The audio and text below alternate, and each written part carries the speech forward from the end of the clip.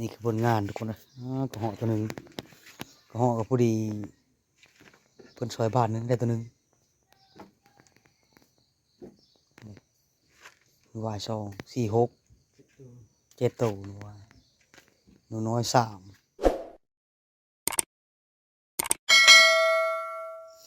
สุขสบายดีพ่อแม่พี่น้องเพื่อนFC ทุกท่านที่กำลังติดตามและรับชมสบายดีตอนค่ำๆคลิปนี้กับค่ำมีอะไรได้ทุกคนเลยเข้ามาป่าหาอยู่หากินกัน5 โมงกว่าเลยเริ่มจะมืดเลยคอยแล้วก็ทีมงานมื้อนี้2 คนมื้อนี้คอยพันเติม2 คนมาหาอยู่หากินเอาสิโชคสิมานี่เลยก็ติดตามกันนะทุกคนเด้อเดี๋ยวแผนการเฮาว่าสิไปพักเช้าอยู่เขตธรรมนาวทุกคนเลยเอาสิโชคสิมานี่เลยก็ติดตามกันทุกคนมื้อนี้ถือว่ารถ2 คันคน2 คนมาหาอยู่หากินหลักๆก็คือสิมาซอยหนูหวายทุกคนเลยถ้าเบิ่งสิได้โตบ่รู้ได้ถ้าว่ามีเคมนาห้องก็สิได้ลงหาจับเขตก่อนทางทีมงานเฮาก็มีแต่ผู้ค้าเว้ทอคอยกับพันเติมได้โอกาสขึ้นป่าหาอยู่หากินรอบนี้เต็นท์นอนก็บ่ได้ถือมานำทำทุกคนจากสิได้หลายแล้วมื้อนี้พักกันนอนหนาวและ2 หนุ่มเฮาในแดดก็ยาเพื่อหาอยู่หากินตอนกอบตอนโคทุกคนเลยมันก็มีได้ง่ายไปเลยแหละหลังจากหอนบอลพักบอลเช่าทุกคนพันเติมเพื่อหาฟืนมาดังไฟเรียบร้อยฝนก็พอดีโลดปอกแป๊กปอกแป๊กเลยโอ้เห็นอะไรเดพันเติมแบบนี้พยางมากนะบอกพันเติมนี่พยางก็ไม่ถือไปนอนนี่สิเลยวันนี้บ่นอนบ่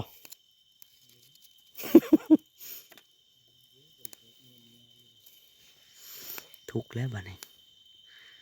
เอาในเลยก็ทาเพิ่นก่อนยามนี่คิดว่าคือสิมีแห้งบ่ได้ดอกฝนก็หลังจากที่พักเช้าสักนิดสักน้อยก็จะทีมงานก็คือพันเติมกับแยกย้ายกันไปหาเสือก็มากระโบกทุกคนพันเติมเพิ่นออกไปทางตะวันออกพุ่นแหละส่วนคอยก็ย่างไปทางตะวันตกกระโบกที่พันเติมเพิ่นซอยในเมื่อก่อนนั่นแหละรอบนั้นพันเติมเพิ่นได้6 ตู้หนูไหวก็สิไปซื้อบอลพันเติมเพิ่นซอยเพิ่นว่าถ้าไปลอกไปเบิ่งเลยบ่ได้หน้าได้หลังก็สิกลับมาซื้อค่อยเนื่องจากเครื่องมือค่อยก็คือว่าอะไรทุกคนนะซอยได้แต่ระยะไกลแล้วก็เป็นทำเลที่ว่าบ่มีเครือหลายไปเลยนะเอาในใดก็ติดตามนำกันนะทุกคนเด้อขอสิโชคสิมานนี่เลยตอนนี้กำลังเข้ากูมากระบอกทุกคนลมแห้งเลยจะหูไหวเข้าหรือบ่เลยเดี๋ยวรอหาคนทุกคนตอนนี้ยังไม่ทันเห็นหนูเลยรอหาแล้วก็ถ้าบ่เห็นก็สินั่งเพื่อก่อนเวลานาทีก็ตกอยู่ประมาณ9 โมงครึ่งหรือว่าทุ่มกว่าๆหลอมันก็บกก็บ่เห็นทุกคนนะแย่ท่านจะเข้ามากินอันที่จริงก็เห็นมากินหลายได้ตัวหนูวายเนี่ยตัวกระเหาะน้ำแต่ก็ยังบ่เห็นยังธรรมดาต้องเห็นหนูน้อยต้องเห็นทุกคนอันนี้บ่เห็นยังเลยหนูวายก็บ่เห็นหนูน้อยก็บ่เห็นเดี๋ยวนั่นเลยก็สิเฟิกนี่ก่อนไปอยู่เตอกกมันพูดแล้วอยู่เตอกกมันก่อน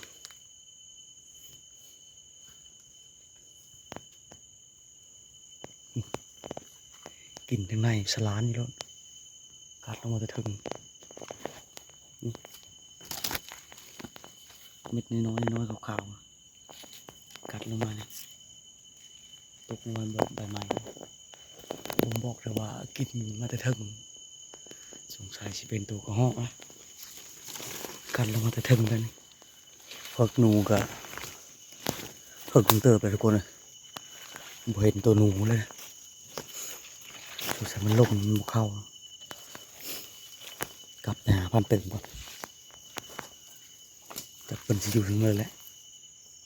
นี่ก็คือแม่นลงเลยมันจะไปทางหน้านี่เลยแหละจิตเราพบพันตึงหมดเลยบ่เห็นหนูก็จักไม่ได้ปกติหนูมีนะกกเนี่ยมันกินกระลายอยู่แต่ถ้าสมอยอ้อเลยบ่เห็นเลยก็ไปหาทางไม้มันเสียเวลามาพบผ่านเติมอยู่บอนพักบอนเสาเลย คือเขาคืดแล้วเนาะลมไปนี่สมอยทางนั้นบ่เห็นหยังเลยเหรอได้ยังได้หนูแดงตัวเดียวได้หนูแดงตัวนึงเอาพากันปีกหนูแดงนี่แหละทุกคนพอได้ในอยู่ในกินท้องหิวแล้วนี่เห็ดโคหนูก่อนคอยมีมา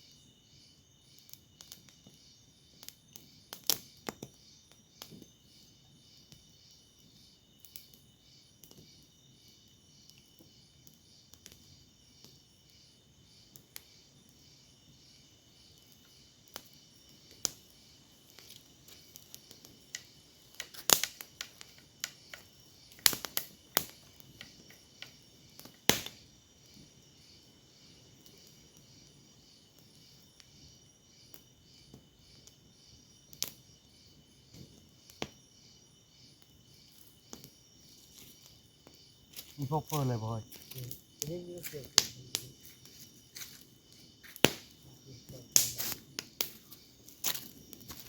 ปิงเลยทุกคนเลยหนูก็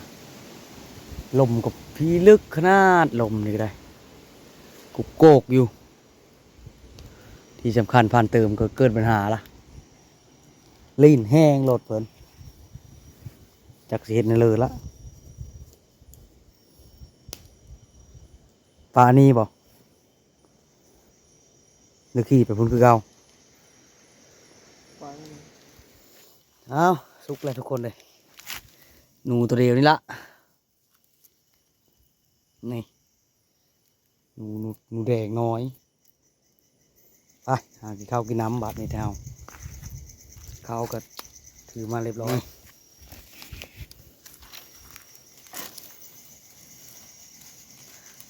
มากินข้าวกินน้ำนำกันแซ่บๆนำกันคอยทีมงาน2 คน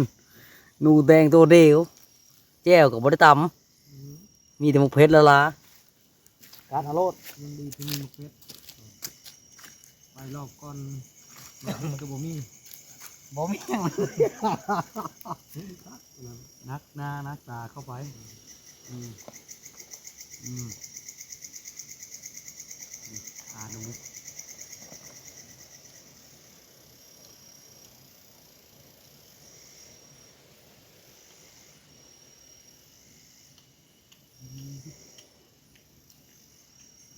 ไป บัดพาดสูตรขึ้นมาบ่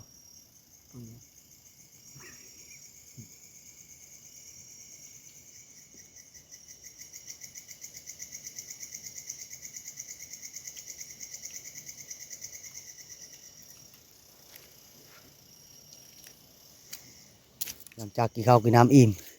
พากันย้ายบ่อนก่อนทุกคนเอารถเอาไปไว้แถมทางแล้วรถปั่นเติมมีสมบูรณ์เลยแล้วก็เลาะลงหาเบิ่งกระปูเบิ่งเพศอะไรที่เห็นบ่การบ่เห็นก็เบิ่งสถานการณ์แล้วก็พอกลับก็สิได้กลับแล้วทุกคนมันมีมาเลยโลกการวายก็ถือว่าได้3 แต้มแล้วทุกคนเป็นหน่วย2 แต้มนะแล้วก็หนูน้อยแต้มหนึ่งอันนี้ก็คือสิแม่นหน่วยตามเบิ่งได้ซ้ำเอาทุกคนนี่หน่วยน้อยทุกคนขาวแหละนี่ขออนุญาตนะไปเก็บแต้มก่อนทุกคนนะมาแล้วตัวนี้ก็กำลังให้แจ้งทุกคนนะลมก็แห้งเลยนะจากที่มีตัวกระหอกเข้าหรือบ่แล้วนี่เลยก็ติดตามน้ำกันนะทุกคนเด้อถือว่าผลงานการหาอยู่หากินของค่อยแล้วก็ผ่านเติมนี่ทุกคนได้อยู่ประมาณ2 โลครับมีกระหอกตัวนึงผ่านเติมได้กระหอกตัวนึงสิพากันหาทางกลับบ้านอยู่แบ่งสันปันโซนกันอยู่พูดเลยทุกคนเลยไปพากันกลับก่อนมันล่มเลยทุกคนกระหอกกับพวกเข้าได้ผ่านเติมมันได้ซอย2 บาทหรือว่าได้แต้มนึงกลับก่อนทุกคนลมแห้งเลียนมาฮะครับทางนะฝนก็ตกอีกผลงานทุกคนเลยกระหอกตัวนึงกระหอกกับผู้ดีเพิ่นซอยบ้านนึงได้ตัวนึงวาย2 4 6 7 ตัวหนูน้อย3กระหอก1ถือว่าได้หลายโลเติมเลยทุกคนผ่านเติมกำลังแบ่งสันปันโซน2 คน2 พูดโอ้ใหญ่สุดโพนของเขาเนาะ